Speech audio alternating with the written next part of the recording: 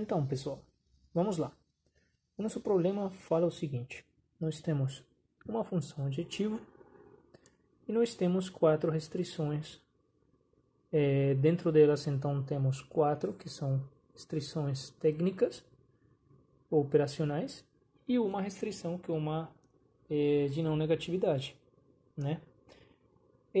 O que o problema nos diz é o seguinte: através do método gráfico, encontre qual par de pontos x1 e x2 são os que maximizam a função aditivo, né? Usando o que? Esse método, beleza? O primeiro passo que nós temos que fazer aqui é converter as nossas inequações em equações para poder fazer o nosso arranjo matemático de tal forma que eu consiga expressar ao x1 em termos do x2 ou x2 em termos do x1.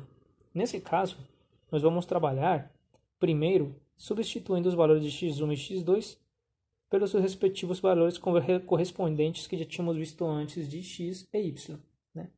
Então, como que ficaria isso daqui, né? Isso ficaria da seguinte forma: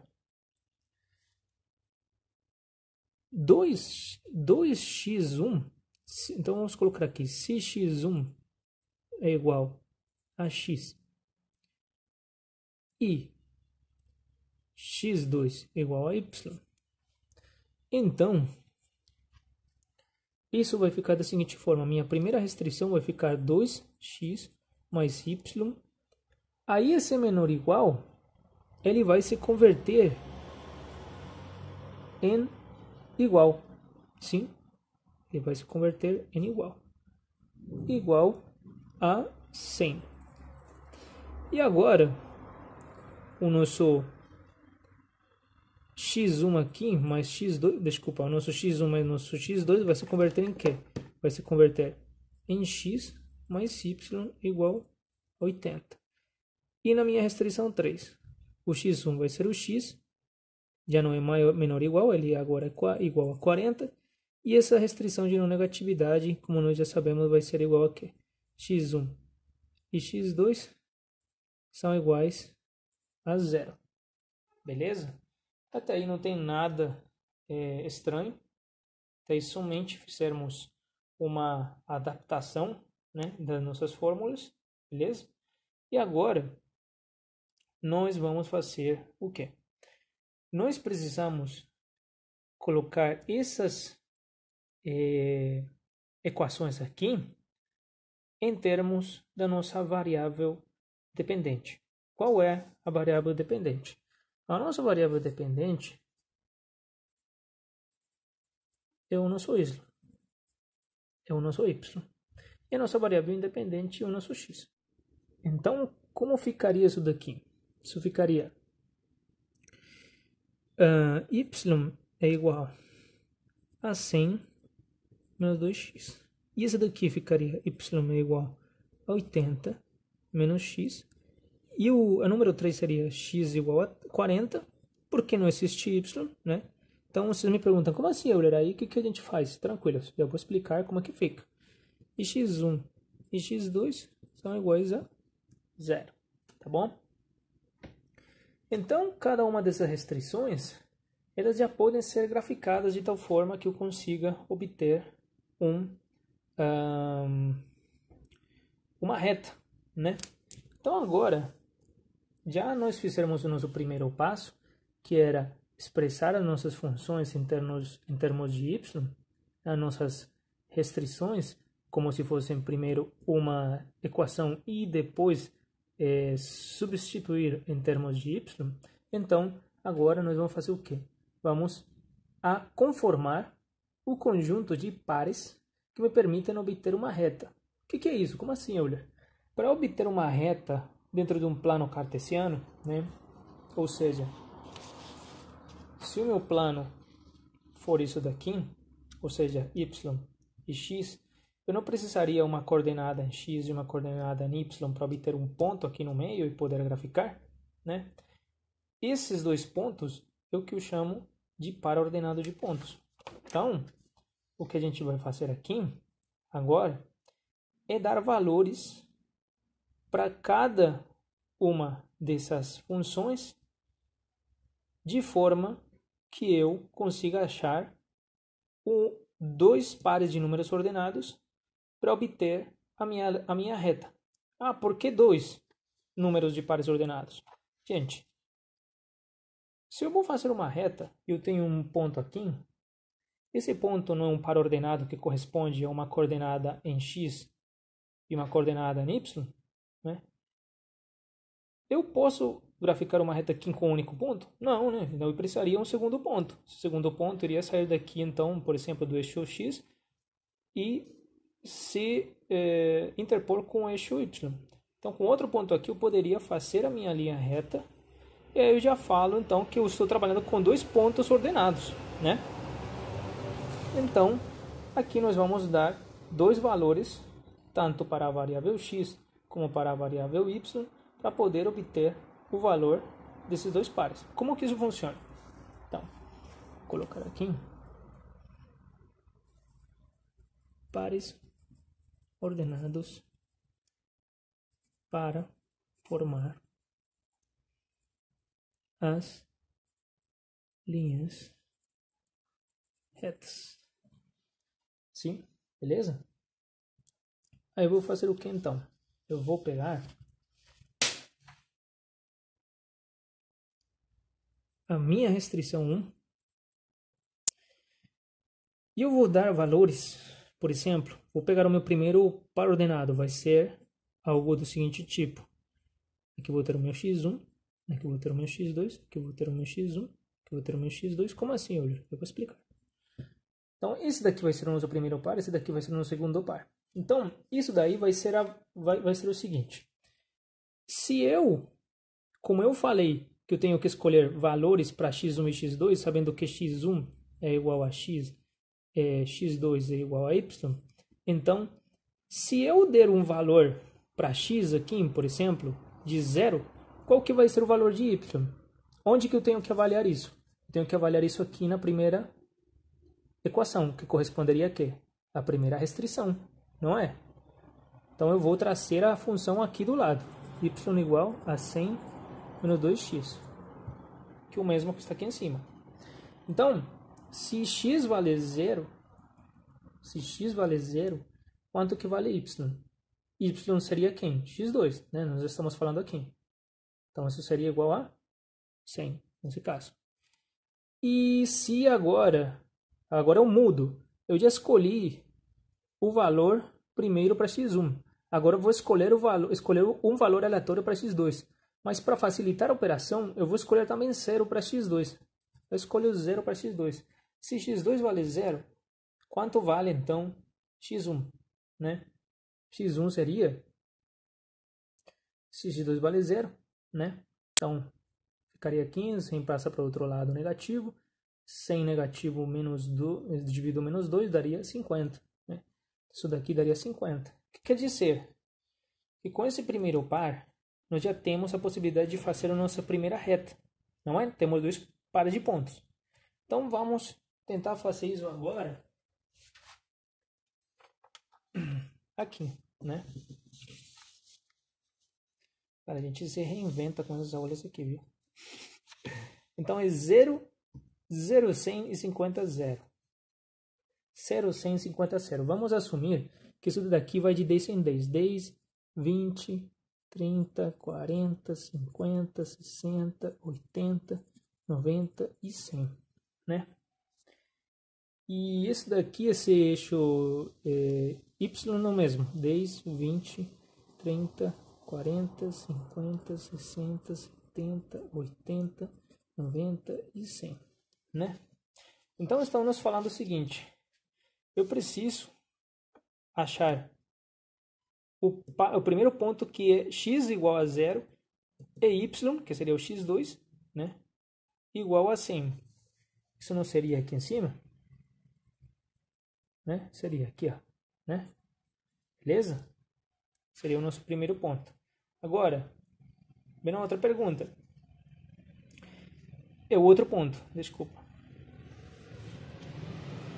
x1, 50 e x2, 0.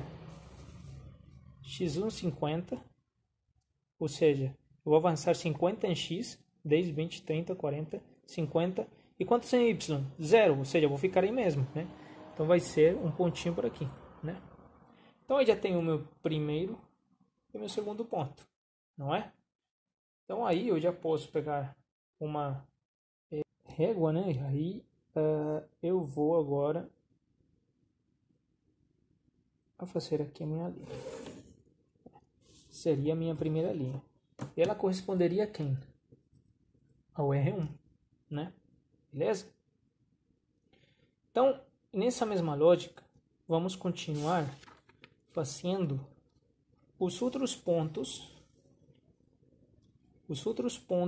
os outros pares ordenados de pontos para conformar as linhas retas para as minhas outras funções.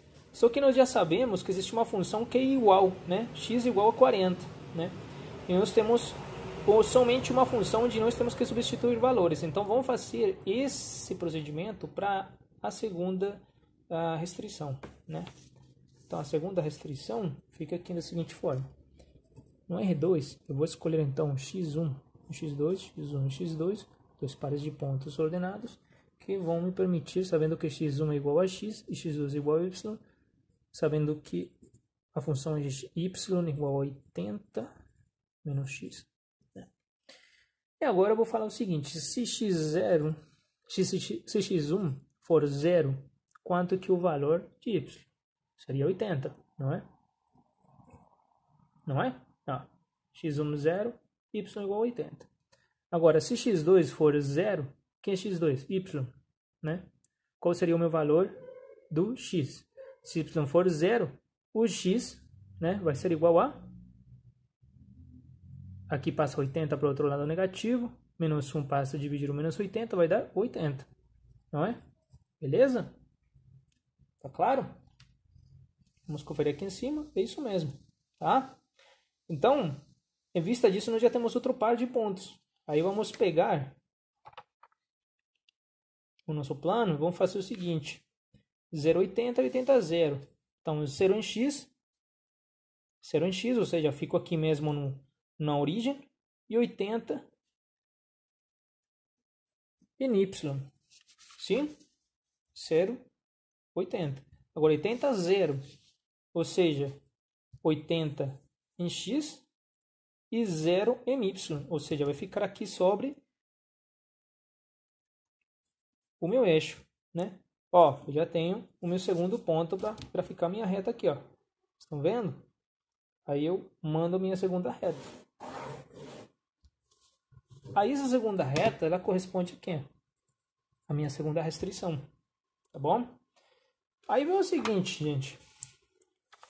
Como eu estava falando com vocês, as duas funções que devem ser avaliadas com pares de pontos para poder achar a sua respectiva reta são essas duas, porque tem duas variáveis dentro da função. Agora, eu tenho uma terceira restrição que é x igual a 40. Né?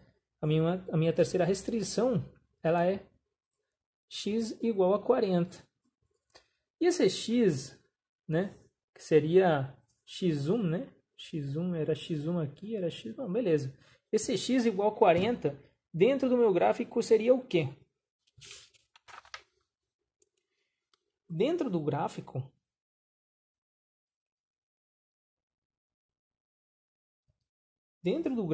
especificamente, o x igual a 40 seria procurar o valor de 40 aqui no x, colocar aqui o meu ponto. Por quê? Porque x, isso daqui é igual como se fosse o meu par de pontos 40, 0, né? Então, vou procurar 40 em x e 0 em y. Só que aí, o que eu vou fazer? Eu vou colocar uma linha reta, devido a essa linha reta em x, eu vou colocar essa linha de forma perpendicular. Como assim que é perpendicular? Perpendicular é que forma um ângulo de 90 graus aqui, ó, com o meu eixo x. Então, vou fazer uma linha reta que forma um ângulo de 90 graus com o meu eixo x. Ah, o Euler, e o que acontece se essa reta que você falou aí, ao invés de ser x igual a 40, fosse y igual a 40. Aí seria o invertido. Seria então 0 em x e seria 40 em y. Aí a nossa reta ficaria assim, ó, ficaria nesse sentido. Ficaria perpendicular ao eixo y, tá bom? Isso seria então o meu quê? O meu R3. Beleza. Até aí nós já temos várias retas que estão superpostas, não é? Beleza? Só que aí nós temos ainda duas restrições. Bom, uma restrição que corresponde à restrição de não negatividade, onde nos diz que x1 e x2 devem ser iguais a zero aqui, né? Fala igual a zero porque uma equação, mas o sentido aqui nos diz que tem que ser maiores ou iguais que zero. Então, o que quer dizer? Que aqui dentro do nosso plano, nós vamos ter duas restrições que nos falam o seguinte. Todos os valores de y, né? Ou seja, aqui dessa questão questão depois do y, eles têm que vir para o lado direito desse plano. E todos os valores que estão no x, eles devem ir para tender para a parte de cima do plano. Por quê? Porque nos fala que são todos os valores de x positivos, ou seja, vai contemplar todos os que estão positivos na reta numérica, sem contemplar aqueles que são negativos, ou seja, aqueles que estariam aqui para trás. Ou seja, eu não vou contemplar nenhum menos 1, ou nenhum menos 10, e nenhum menos 20, nada disso. Eu somente vou contemplar os positivos, ou seja, para o lado direito, e vou contemplar os meus positivos de y, ou seja, para cima, beleza? Então, até aí, nós já definimos a primeira parte que corresponde às retas das minhas restrições, né, desse problema de programação linear, tá? Agora, nós vamos passar a identificar os vértices e a estabelecer qual é que é o meu conjunto de soluções.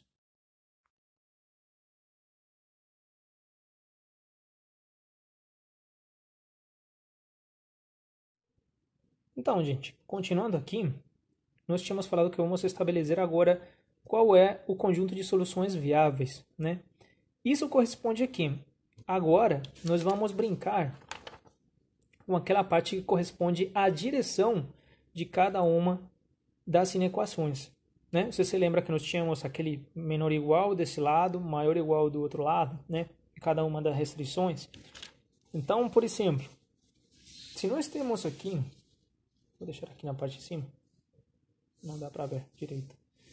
Eu vou fazer o seguinte, gente, só para não termos esse problema. Y igual a 100... Não. Desculpa, foi mal, tá? Restrição 1. 2x1 mais x2 menor ou igual que 100, né? Restrição 2. X1 mais x2 menor ou igual do que 80. R3, x1 menor ou igual do que 40. E R4, x1 e x2 maior ou igual do que 0. Então, uma vez estão as minhas restrições aqui, eu já sei que cada uma delas deve respeitar um sentido específico, né? Então aqui, para eu poder determinar o meu conjunto, a minha região de soluções viáveis, ou seja, o meu polígono de soluções viáveis, que o mesmo que região de soluções,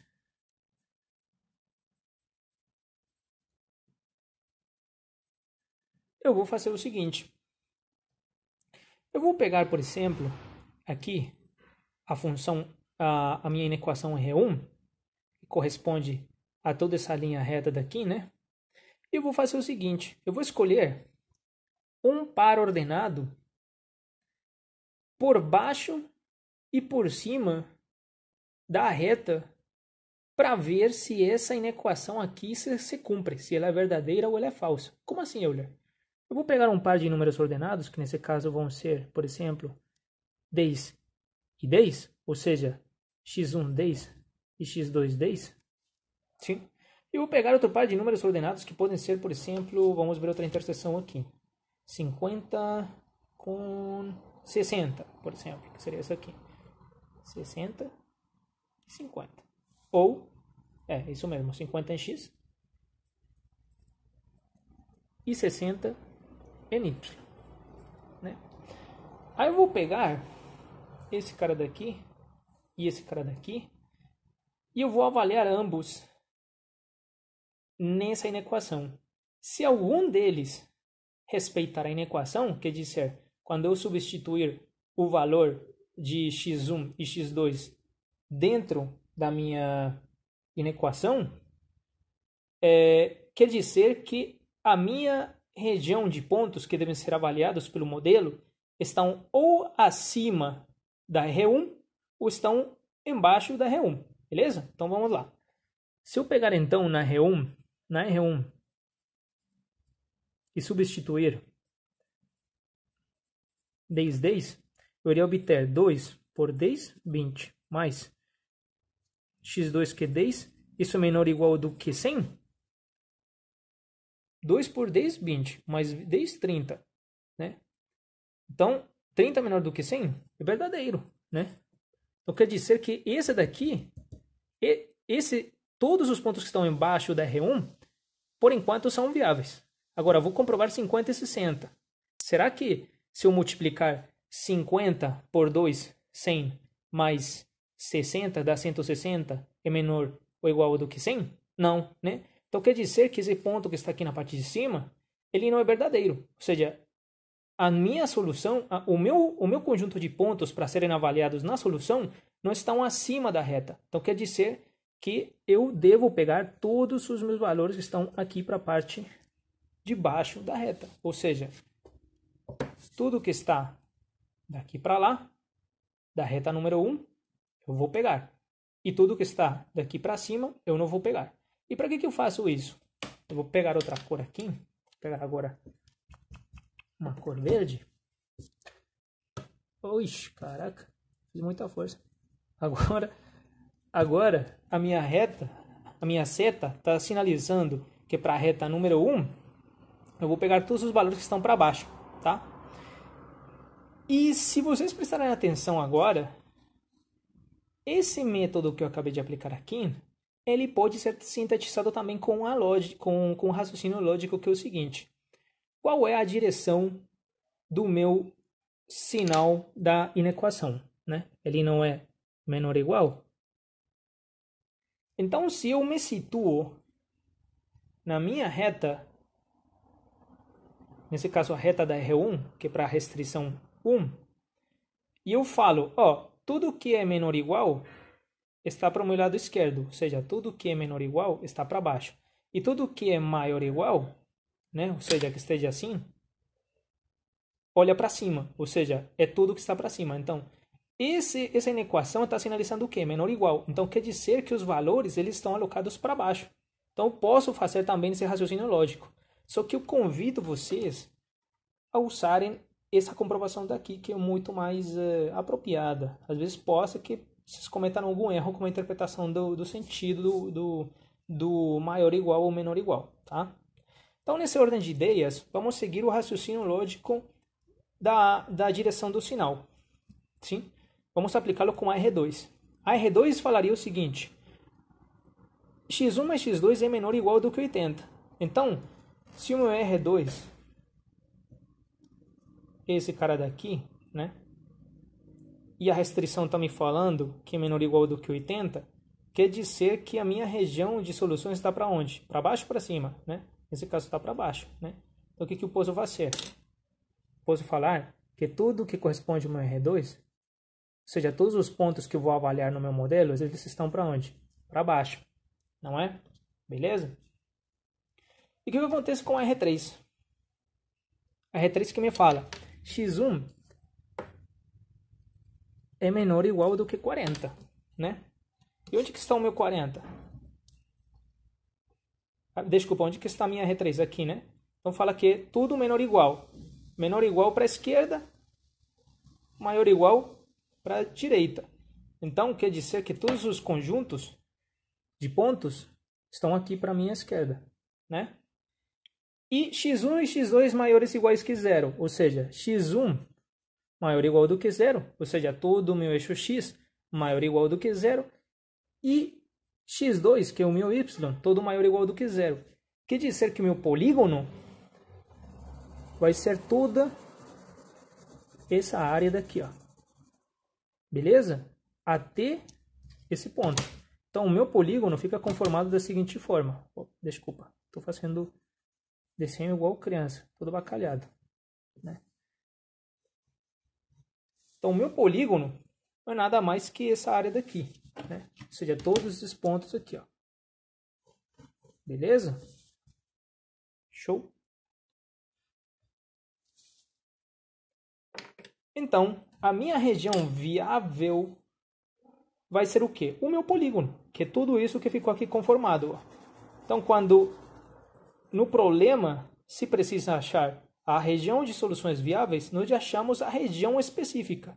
Agora falta outro ponto, que é identificar qual desses pontos aqui dentro da minha região de soluções é a melhor solução que me entrega o melhor resultado. Então, outra coisa importante aqui, nós identificamos os vértices de interposição entre retas. Aqui nós temos o primeiro vértice, aqui nós temos o segundo, aqui nós temos o terceiro e aqui nós temos o quarto, né?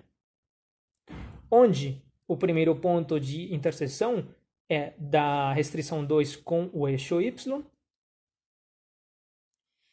onde o meu segundo ponto de corte, eu vou chamar isso aqui de A, eu vou chamar isso aqui de B, eu vou chamar isso aqui de C, eu vou chamar isso aqui de D, como os meus pontos de corte, e onde B é o ponto de corte da R1 com a R2, e onde o ponto de corte C, ou interposição entre retas, é o R3, a restrição 3 e a restrição 1, e onde o meu ponto de corte ou o meu ponto de interposição de retas é a R3 e o eixo X.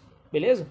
Então agora vamos ver o método que nos permita saber qual desses pontos aqui nos extremos é a melhor solução para o meu problema, usando o método gráfico, tá?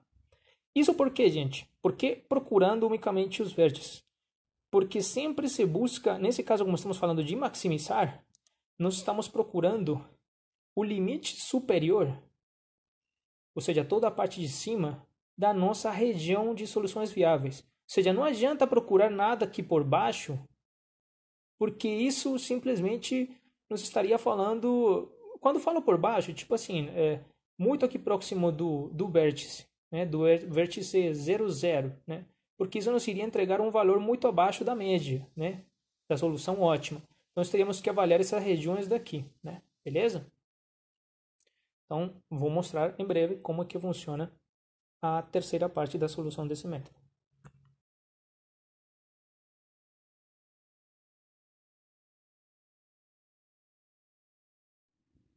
Beleza, gente. Então, uma vez nós já temos todos os nossos vértices identificados junto com a nossa região de soluções viáveis, né? Agora, nós vamos trabalhar para tentar achar quais desses pontos aqui extremos são os que têm o melhor desempenho, qual tem o melhor desempenho, né? Para isso, então, vamos fazer um procedimento que ele diz o seguinte: nós precisamos determinar qual a direção de crescimento da função primeiro. Por quê? Intuitivamente, nós podemos falar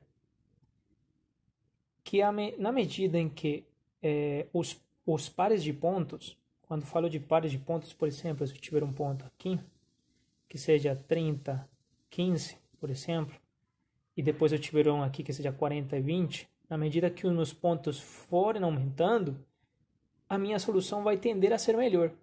Isso intuitivamente dá para saber, mas existe um procedimento para comprovar isso, né?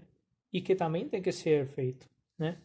E seria o seguinte: eu vou pegar a minha função aditivo, que não é nada mais do que z igual a 3x1 mais 2x2, que já tínhamos visto antes, né? E vamos chutar valores para z que sejam múltiplos dos coeficientes de x1 e x sub 2, né? Ou x1 e x2, né? Como assim que chutar valores, né? Como assim que chutar valores?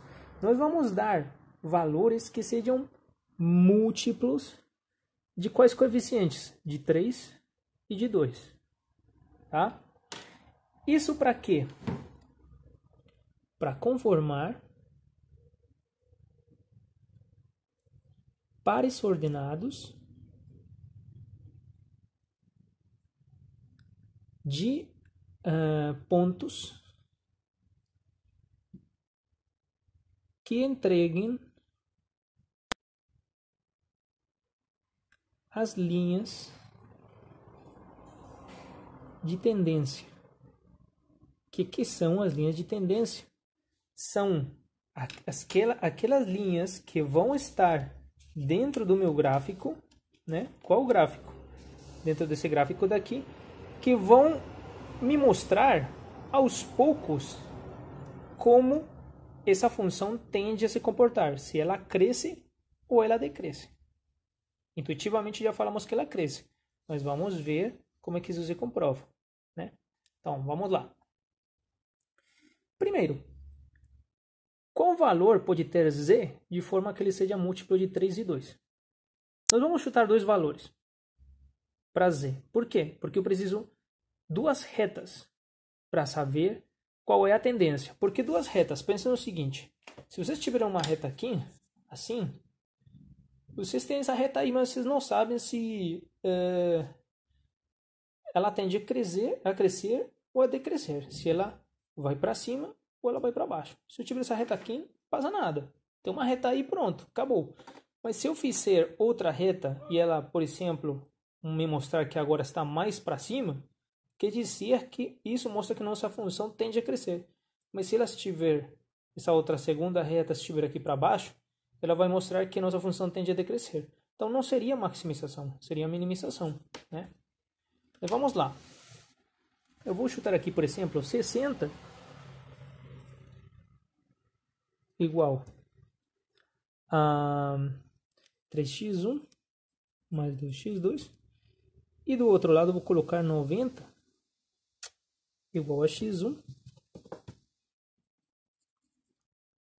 mais 2x2. Beleza? Então 60, 3x1 mais 2x2. E aí, o que eu vou fazer, gente? Eu vou começar a achar o meu conjunto de pares ordenados da mesma forma que eu tinha feito antes para as minhas retas das restrições.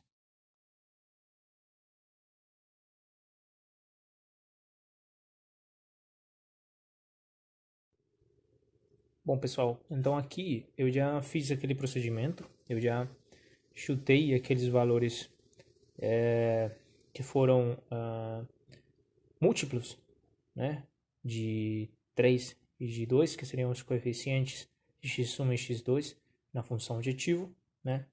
O intuito de quê? De encontrarmos os pares ordenados de pontos que entreguem as linhas de tendência, né? Então, o que acontece aqui, gente? Aí, uma vez que eu dei o valor de 60, que seria o valor que estou chutando como resultado para minha função objetivo, e aqui do outro lado já fiz para um 90, eu vou então agora fazer aquela análise de o que acontece com o resultado do x1 se o x2 for 0 e o que acontece com o x1 com o x2 se o valor do x1 for 0. Então eu fiz isso mesmo aqui nesses dois parênteses, né, que eram aqueles que eu tinha colocado antes em lápis. Então eu tinha aqui x1, tinha aqui x2, x1 e x2. Isso para quê? Para ter os meus dois pares de dados ordenados, né? Então, aí o que eu falo, né? Pergunto o seguinte, o que acontece se x1 é 0? Se x1 for 0, né? Isso daqui se anula e vai ficar 2x2, 2 passa a dividir, então ficaria um par de ordenado de dados que seriam 0 e 30, né? E se x2 for 0, 3 passa dividido do outro lado, nós vamos ter aqui então que x1 vale 20. Então, o par ordenado ficaria 20, 0.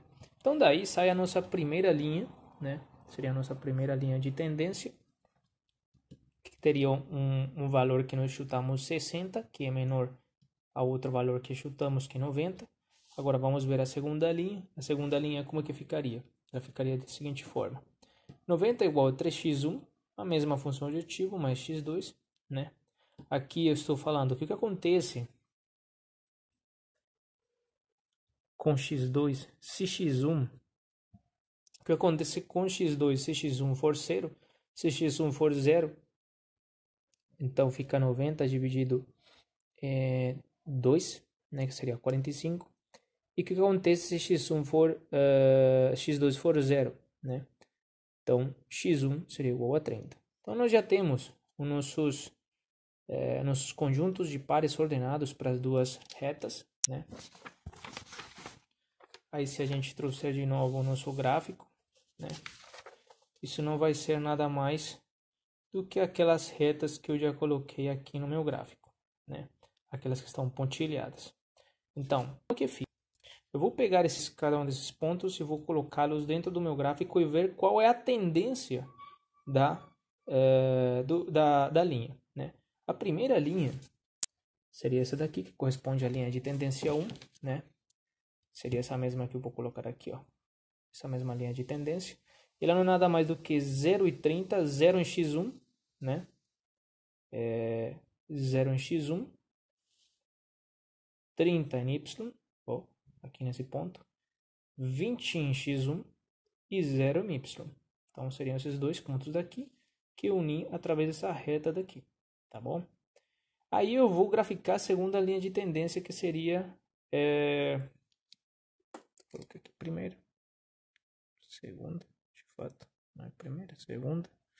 Aí eu vou colocar a minha segunda linha, que seria, então, os pontos, estaria constituída pelos pontos 0,45, 0 em x1, 45 em x2 ou y, seria aqui, né? E pelo ponto também, que seria 30, 0, ou seja, 30 em x1 e 0 em y, ou seja, não se desloca aqui, então ficaria nesse ponto. Aí eu uno os meus pontos por uma linha pontilhada, né? E ficaria essa segunda reta, segunda linha de tendência que temos aqui. Então nós estamos vendo que uma vez que eu grafico essas linhas de tendência, a minha solução está tendendo a aumentar, está tendendo a se incrementar. Quer dizer que ela tem essa tendência aqui, né?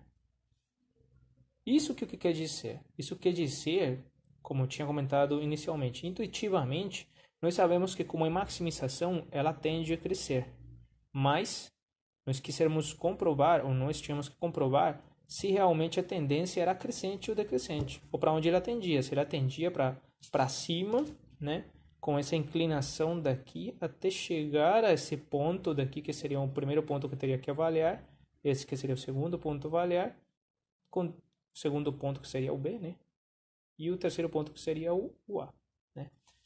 O D também pode ser avaliado? Claro, né? Isso daí, esse procedimento das linhas de tendência é simplesmente para comprovar para onde que está tendendo ou crescendo a minha solução.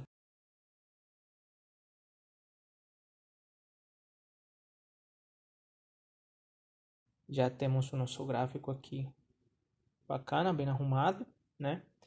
Bom, mais ou menos arrumado, mas pelo menos já temos nele identificados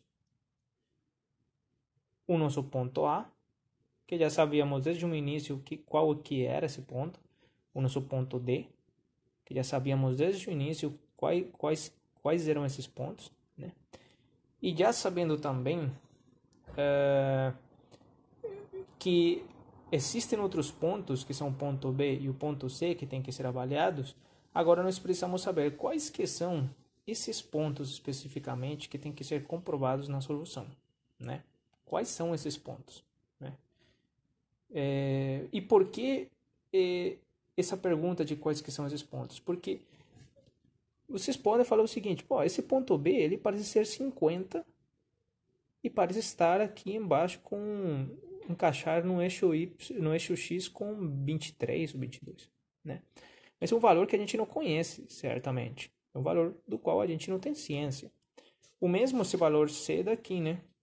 Esse valor C, vocês poderiam falar, esse valor C é um, sei lá, 20 com 40. Pode ser, mas é um valor também que a gente tem que achar, tá? Ou seja, são valores que não estão cortando os eixos e que não dá para saber a ciência certa quais são, né? Então, uma vez que a gente já viu que a tendência dessa linha daqui, da minha função é crescer, eu vou ter que avaliar todos os pontos que estão nessa direção de tendência, nessa direção de aumento, de acréscimo. Então, aí, o primeiro ponto seria o D, que nós já temos aqui. O segundo ponto seria o C, que não sabemos, vamos ter que achar. O terceiro ponto que seria o B, que vamos ter que achar também. E o quarto que seria o A, né? Que já sabemos qual é. Beleza? Então, aí vem outro procedimento que é achar esses valores de B e os valores de C, né? Através de equações lineares. De um sistema de equações. Tá bom? Então, vamos fazer isso.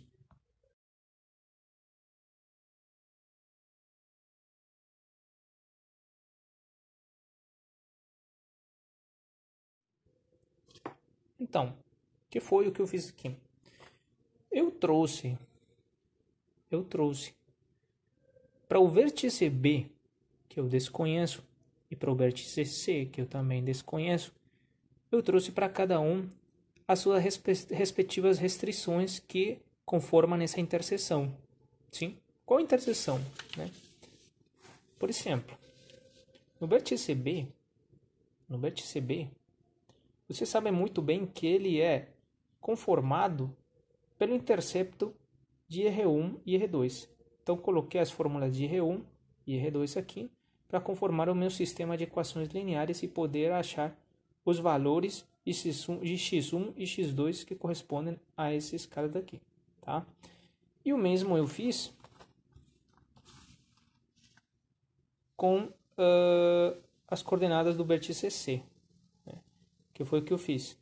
C é uma linha de corte, é um vértice que é cortado pela linha reta ou pela restrição 3 e pela restrição 1.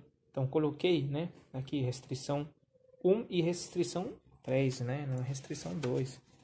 Restrição 1 e restrição 3, tá bom? Ok. Então, vamos, nessa ordem de ideias, vamos começar a operacionalizar aqui, né? Como é que ficaria essa operação, tá? Vou tampar aqui primeiro, né, para focar o nosso raciocínio aqui em cima, né? E depois passamos para outra parte. Então, eu vou achar primeiro o ponto B. Esse ponto B vão ser então o meu sistema de equações lineares. Para eu chegar nesse ponto B, eu vou usar o meu sistema de equações lineares, que é a equação da linha que corresponde à restrição 1 e à restrição 2. Aí eu vou plantear um sistema de equações onde eu falo, para eu poder achar o valor de x1 ou x2, eu vou ter que eliminar uma dessas duas variáveis. Então eu vou optar por eliminar x2 aqui para achar x1. Então, como é que eu faço esse planteamento? Eu falo que eu vou multiplicar a minha restrição 2 por menos 1 para poder que dê aqui o x2 um valor com um sinal contrário ao sinal que o x2 tem aqui nessa primeira equação, tá? Uma vez isso está planteado, então eu tenho esse sistema daqui, que seria 2x1 mais x2 igual a 100 sobre menos x1 menos x2, né? Eu multipliquei toda essa função daqui por menos x1, contando também no lado direito da equação. Aqui deu então também menos 80, menos 80, menos x2, menos x1. Vendo isso, eu já percebo que eu posso cancelar os meus x2 aqui, né? Por quê? Porque quando eu opero um sistema de equações lineares, eu faço a minha soma, a minha subtração no sentido linear. né? Nesse sentido de colunas, né? Então, eu estou pegando aqui 2x1 menos x1, ele vai dar igual a quê? Vai dar igual a x1. Menos x2 mais x2 vai dar igual a 0. E 100 menos 80 vai dar igual a 20. Então, isso quer dizer que x1 é igual a 20. E se, uma vez eu já tenho pronto x1, eu substituo x1 em R2. Para quê? Para que eu faço essa substituição? Para poder saber o valor de x2. Então, substituindo x1 em R2, eu tenho que x1 vale 20, mais x2 igual a 80. Então, x2 é igual a 60. Por quê? Porque o 20 passa aqui a subtrair e dá esse resultado. Então, eu já tenho um par de pontos, que seria qual? O meu par de pontos seria x1 igual a 20 e x2 igual a 60. Esse daí corresponde ao ponto B, que é o que nós estamos tentando achar, tá? Agora, o mesmo procedimento foi planteado para o vértice C. Só que nesse caso nós pegamos o quê? Lembra-se? Nós pegamos a linha reta 3, ou seja, a equação da restrição 3 e a equação da restrição 1, tá? Aí como é que fica? É o mesmo planteamento que eu já fiz. R1 e R3 vão ser igualadas aqui, né? Cada termo embaixo daquele que corresponde. X1 da primeira restrição nessa posição, x1 da segunda restrição nessa posição. Como não tem x2 na reta número 3, eu já sei de entrada que x1 vale quanto? 40. Se eu já sei que x1 vale 40, eu preciso fazer aquele sistema de multiplicar, sistema de equações lineares, de multiplicar por menos 1 e eliminar um termo? Não. Aí eu já sei que x1 vale 40, eu vou substituir 40 em R1. Sim? Aí falar 2 por 40, fica assim, 2 por 40, 80, nesse caso. 80 passa ao outro lado da equação a subtrair, e x2 vai ficar em 20. Então, meu segundo ponto, ou o meu vértice C, de fato não é o segundo ponto, meu vértice C, né, vai ser igual a 40 e 20, tá? Então aí, nós podemos voltar de novo aqui ao nosso gráfico e falar o seguinte, vamos avaliar os vértices na função aditivo para saber qual é o nosso valor ótimo. Agora podemos falar que C, né, e B são respectivamente quais pontos? Então, C, 40, 20, né? E B,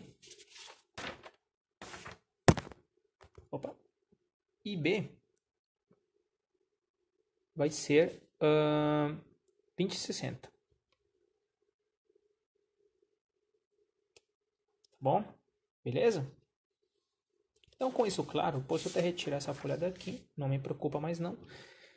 E eu simplesmente vou trazer aqui a minha função aditivo.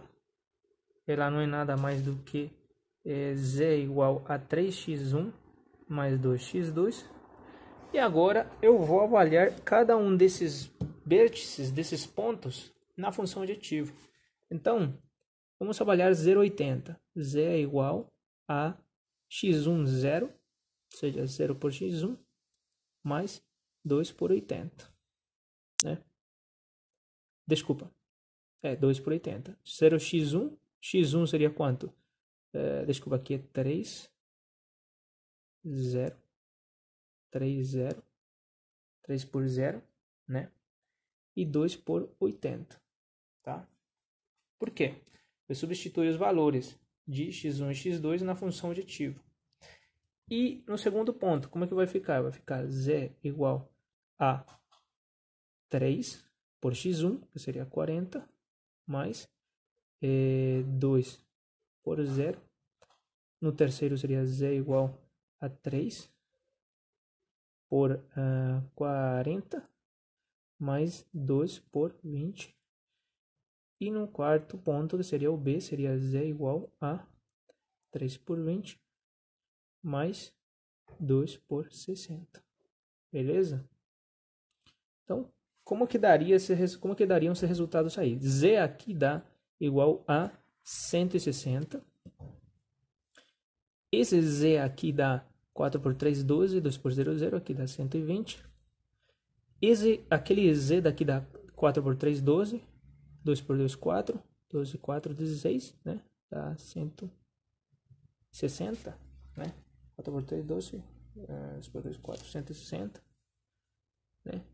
E esse Z daqui dá 3 por 2, 6. Né? 6 por 2, 12. Então seria 6 por 2, 12 dá 120. Né? Desculpa, aqui dá 120. E aqui 3 por 2, 6. Então seria 180. Né? Beleza? Então isso daqui nos permite ver o quê? Que a nossa solução, ela corresponde ao ponto B. Ou seja, o nosso Z se maximiza quando eu faço a escolha de x1 igual a 20 e x2 igual a 80. Então, eu posso falar que a minha função objetivo se maximiza quando adotar x1 igual a 20 e x2 igual a 60. Ou seja, essas duas são as quantidades de brinquedos que eu vou ter que fabricar para que o meu objetivo de lucro seja maior. Intuitivamente, vocês já percebiam que desde o momento em que eu começava a aumentar as minhas linhas de tendência, na direção que elas estavam se incrementando, eu ia encontrar aqui um vértice máximo que poderia ser ou B ou A. Por que B ou A? Né? Porque eles são, vamos falar assim, aqueles que estão muito mais próximos de um vértice imaginário, né? Que seria tipo um limite aqui na parte de cima, né? Beleza? Então, em termos gerais, isso daí é a resolução de um problema de programação linear usando o método gráfico, né?